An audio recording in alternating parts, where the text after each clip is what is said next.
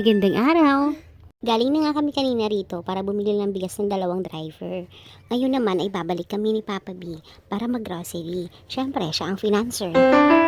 Gusto ko talaga mag-grocery na kasama siya para makita ko reaction niya kapag napuno na yung cart ko. Chas! At ngayon nga pala ay kasama namin si Kuya Kian. At dahil dinner time na ng mga oras na to, ay maghahaponan muna kami bago kami tumuloy sa grocery. Kasi baka magsara dito paglabas namin nakakagutom kaya. So, what's for dinner? Dumaan ako ng Henlin para bumili itong kanilang sabaw tsaka yung kanilang mini kuapaw. Siyempre, sabaw is life. Tapos ang pangmabilisan, pambansang pauchin.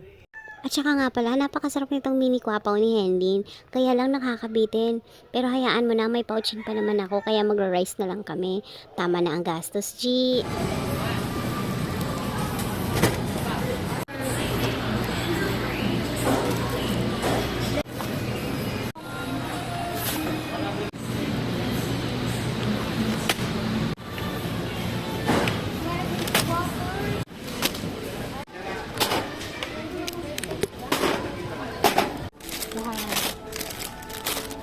Tama na yung biscuit. Nalilamag tayo.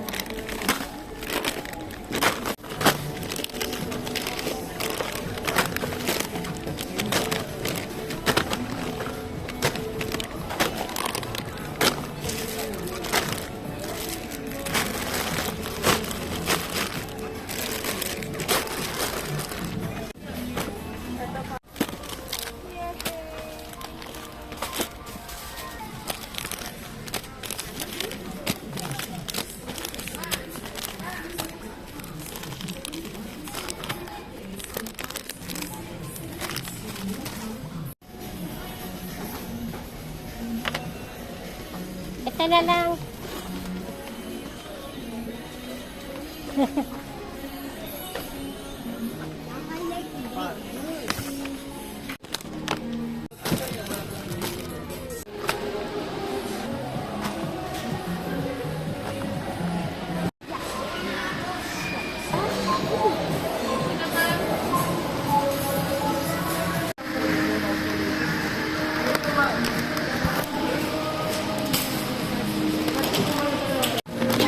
Advantage card mo?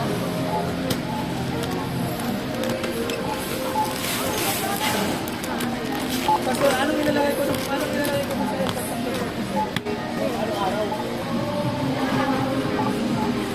Okay. Tulungan mo ulit sila.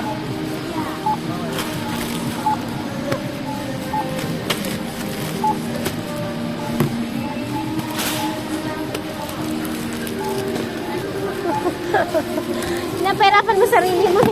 Nakuha mo lahat na sa ilalim. Ang dami. Okay lang yan. Kayang-kaya ni ate yan.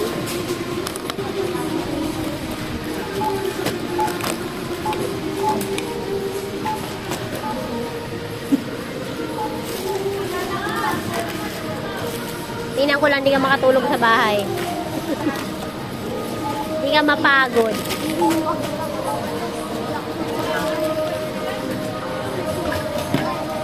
Alagay na dyan yung lakot, mama.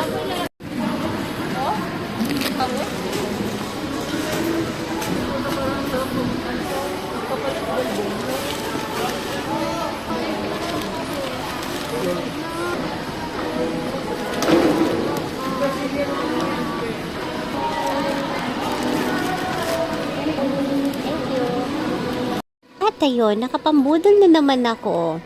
Siya na nagbayad, siya pa nagtulak. So, didiretso na nga kami ng uwi dahil si boss may pasok pa bukas. Ayan, antok na ang kanyang mga mata.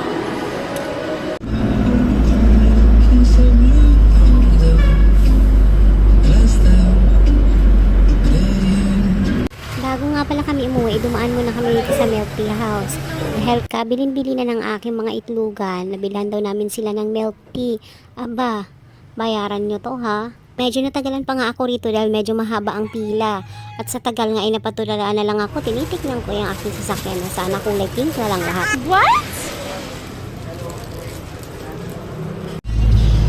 It's raining in Manila, di ka ba nilalamig? Wow! Jomari, hindi mo apat Thank you yan. so much.